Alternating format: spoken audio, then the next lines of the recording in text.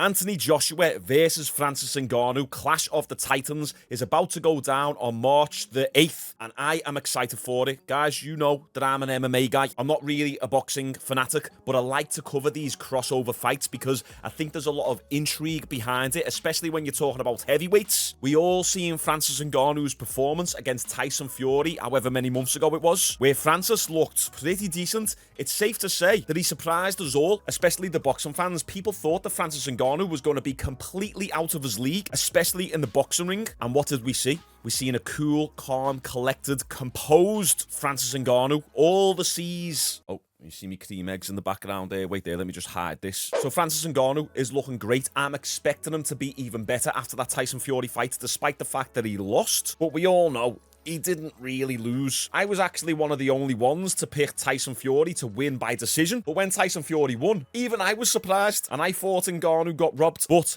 Anthony Joshua is a completely different fighter than Tyson Fury. He's got solid fundamentals, he's got a lot of power, and he's got that physicality. Okay, Tyson Fury's a lot taller, but Joshua is a bodybuilder who can box. But so is Francis Ngannou. This fight right here is the battle of the black bodybuilding boxers. Man's got bars, and if you don't believe me, check out my music in the description. I'm always chasing that plug. Now, Anthony Joshua and Francis Ngannou have just had a face-off, and today we're going to react to it. We're going to see if there's any mental warfare being played, and we'll make a little bit of an early prediction solely based off what's being said here. And typically, my boxing videos and MMA videos get less views and less engagement, which is fine because my channel's not built off that. But I do like covering this stuff, but I'll only do it if there's somewhat of a demand for it. So if you want me to cover the build-up to this fight, then drop the video a like, leave it a comment, help it get into the algorithm, and make sure you're subscribed with the notifications turned on. Right, let's jump in and see how this face-off goes down. On March 8th, live on DAZN, Old Force meets New Force. As former unified heavyweight champion of the world, Anthony Joshua takes on former UFC heavyweight champion Francis Ngannou. This was unexpected.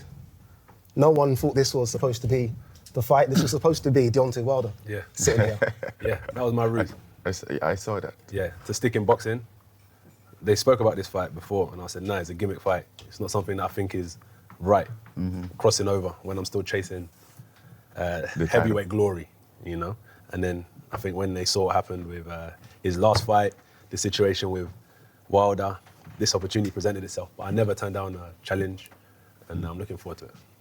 Yeah, you can't deny Ngannou after that last performance. Now AJ is seeing this as a good payday. Apparently, Anthony Joshua's going to get paid 50 million, Francis Ngannou 20 million. You're not going to turn this fight down, even if fighting Deontay Wilder is a bigger opportunity. You called it a gimmick fight then. Is it still that? Is it still a gimmick fight? No, it's the biggest challenge of my life. Yeah. It's a gimmick fight. Fight is a gimmick. Overall, I think it's very funny because this is a crossover. But you're a boxer now. Yeah.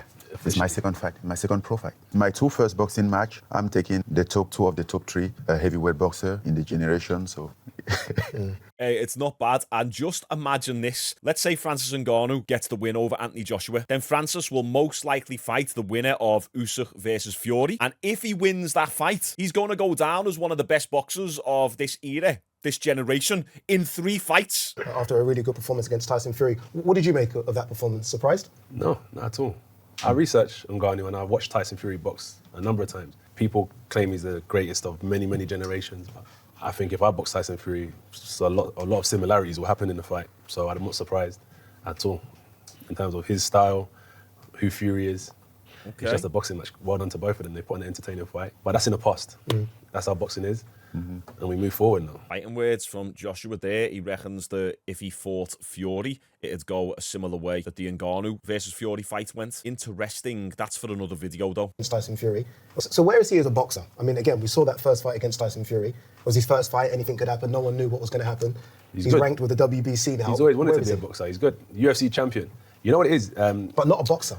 But there's a lot of stand-up game. And in his industry, people have takedown, submission, stand-up, better at kicking.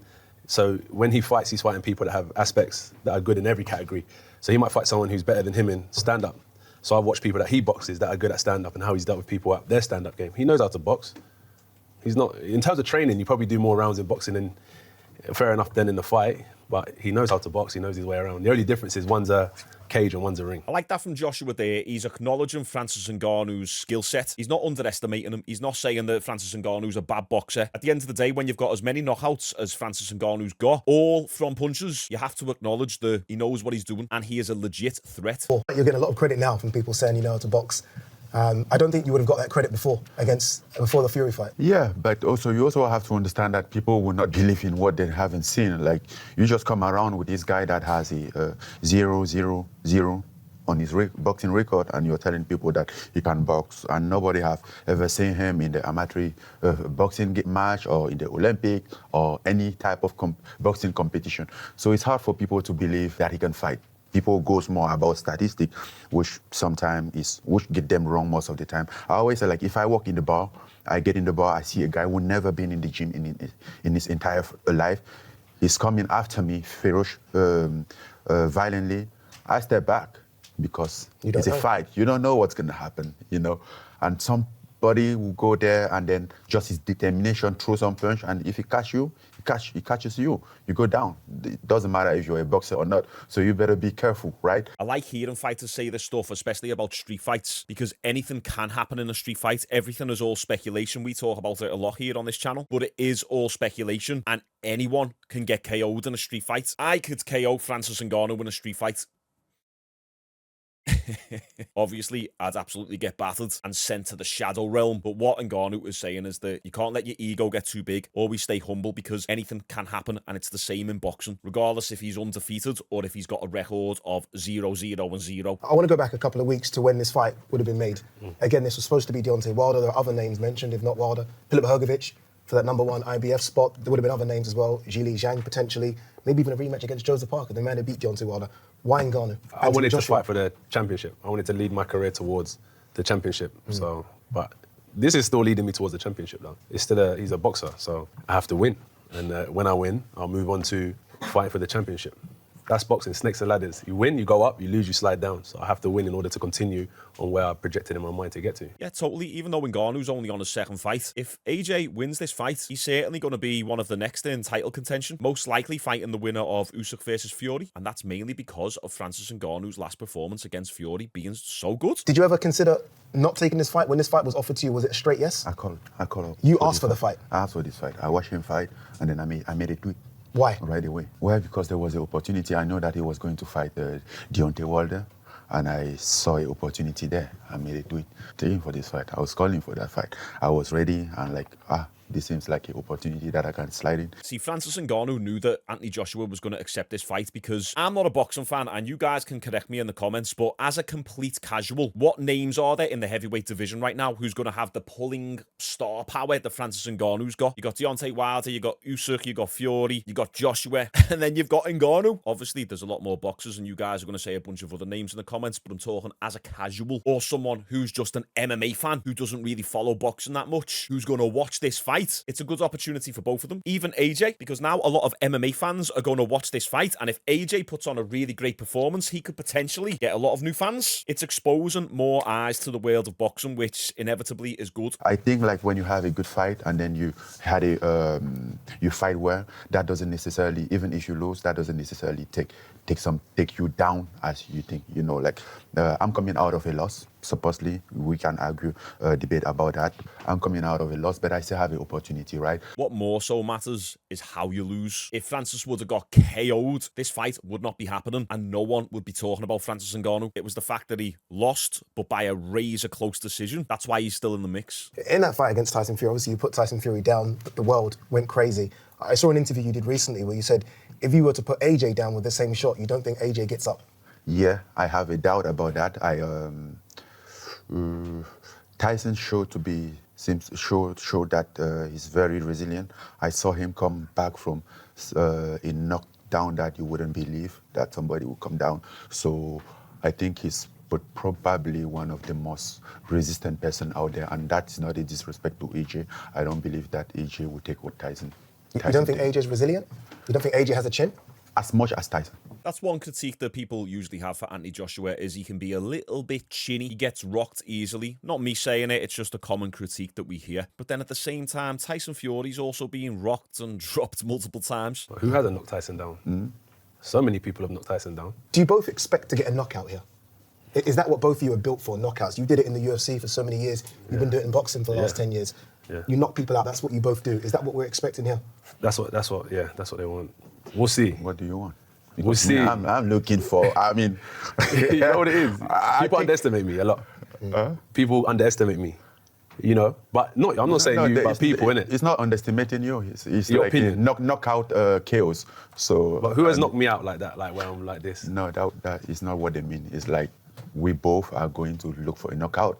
That's I don't think. Which I don't think is a problem because I will try to go for trying to knock out if I have an opportunity. same, I'll knock out, 100%. and I think he will do the same thing. So we'll make the knockout chaos. I kind of hate when people ask that question. Are you going for the knockout? Like, yeah, of course I'm going for the knockout, but it completely depends on the fight itself. Everyone wants the knockout, but you don't want to go hunting for it if it's not there. So it always just leads to awkward answers. And even if they do address it like, yeah, I'm going for the knockout, and then they don't get the knockout, everyone hates on them then because they're like, oh, you said you was going for the knockout and you didn't get it. Yeah, because anything can happen in a fight. It's easy to sit here and say all this stuff, but then when you're in there, in the ring, with the other person throwing shots and countering you, it's a completely different ball game. People are going to be expecting you to get the job done here. That's what they're expecting, right? Because of, again, your 2023 was fantastic. Is it a knockout or bust for you? The knockout, it just comes naturally. Do you expect to knock out Ngannou? I don't know. But it's going to be a good fight. It's not even the strength that I carry, it's the brain. I'll process what I need to process, I'll do what I need to do. Yeah, I just do my best in it. We'll see what happens, no? You never know. What's happened. I mean, as you said, knockout come naturally. But the only I'm time ready to go. If it has to, you know what's better for me? I'm ready for 10 rounds. 10 rounds or 12 rounds? 10. 10 rounds, yeah. Why I'm is ready. it 10? Why is it 10 and not 12? Yeah, so it's 10 rounds, not 12 rounds, which is interesting. Oh, no, they tell me 12. I say, no, cut it out. No. 10. I'm not. No problem. Again, I'm not taking...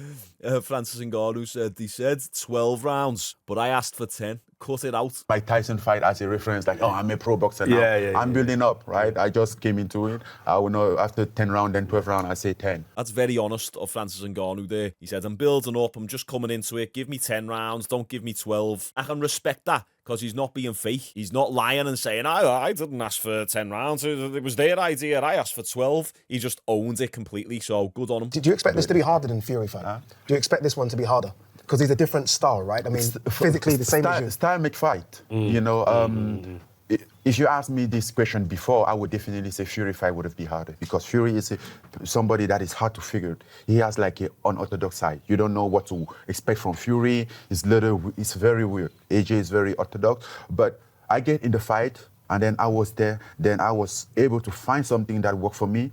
And then what was putting him uncomfortable. So I find my spot in that fight. In the AJ fight, I still have to do that. But definitely what worked for Fury is definitely not the same thing that's going to work for AJ. The AJ style is the more complicated one for me because I haven't figured it out in the fight. Very good answer from Ngannou there. I would have originally said that the Tyson Fury fight would have been the harder fight, but it's hard to say now because AJ possesses that power and he's also got a decent fight IQ as well. He's also on a 3-fight win streak, so I predicted last time it would be Tyson Fury by decision because I just couldn't see Tyson Fury knocking out Francis Ngannou. So the only real options were Francis Ngannou to outbox Fury or Francis Ngannou to KO him. So the only other options outside of a Tyson Fury decision was Francis Ngannou by decision, which didn't seem likely to happen, or Francis Ngannou by KO. Whereas now going into this AJ fight, has Francis got the ability to KO AJ? Certainly, yeah. But let's say that doesn't happen. Has Francis Ngannou got the ability to outbox AJ? I don't know. That is the question right there. And that's one of the main reasons why I'm looking forward to tuning into this fight. I'm going to ask you the same question. Do you expect to knock out AJ? Absolutely. The only time in my career that I went for knockout, it didn't work well for me. It went really bad. Stipe Miocic. Yeah. I walked to that fight like, okay, let's go knock this guy out. He ended up in a very bad way for me. And then I was knocking people out in 20 seconds, 5 seconds without looking for knockout. So I don't look for knockout. I look for fight. It's funny that Ngannou says that because after the Stipe Miocic fight, he still did just look for the knockouts.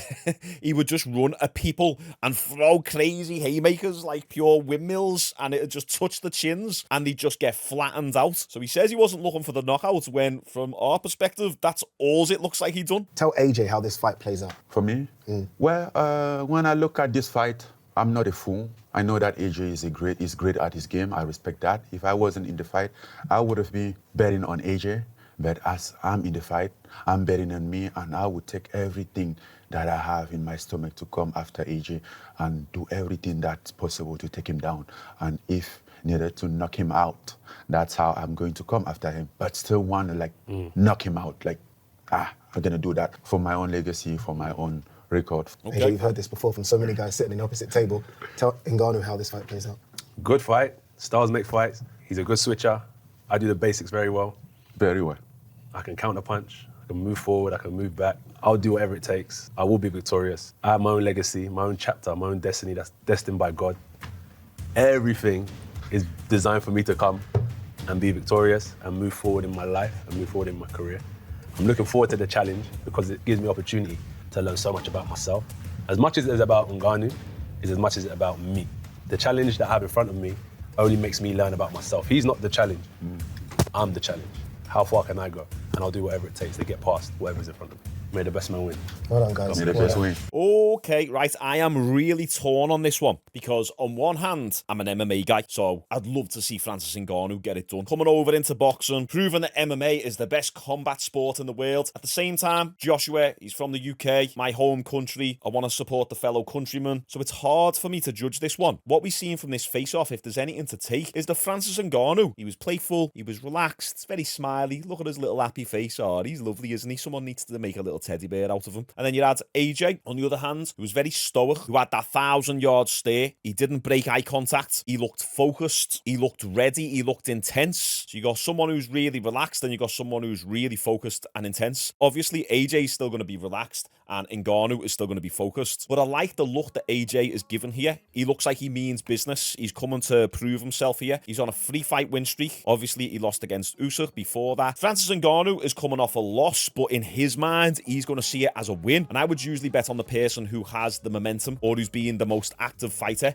Now, Anthony Joshua has been more active, but Francis Ngannou is still on a win streak despite the last loss. So trying to pick someone to win in this fight, I don't know. My initial thoughts based off what we've seen here and without analysing anything is I don't think Joshua will KO Francis Ngannou. I think it's going to be a very tough competitive fight, but I do think Joshua might just scrape by a decision similar to the Tyson Fury fight. But my initial thoughts are also that Francis Ngannou will have made massive, huge improvements since that Tyson Fury fight. It was his first boxing fight, so it was the complete unknown for Ngannou. Now he's got them nerves out of him. He's got those first boxing fight jitters out of him. I think Francis Ngannou's going to go into this fight incredibly confident. Last time we seen him be very patient against Tyson Fury, I was predicting that he might have done a few little blitzes to get Tyson Fury out of there. Now I think if Francis Ngannou blitzes AJ, like I thought he would have done against Fury, and he catches AJ, I think he can knock AJ out cold. But my initial thoughts are Anthony Joshua by a razor-close decision. That's what I'm going to go with. What are your guys' initial thoughts about this? Do you think Francis Ngannou can get this? Comment your thoughts down below, and make sure you like this video if you want me to cover the build-up to this fight. If it's only getting a few thousand views, there's no point me doing it, because it'll just tank the channel's engagement, and I want to push it this year. I don't usually do a like goal, but maybe let's try and do 1,000 likes on this video if possible, and we'll cover some of the training footage of these two fighters. Okay, appreciate you all. Like the video. See you tomorrow.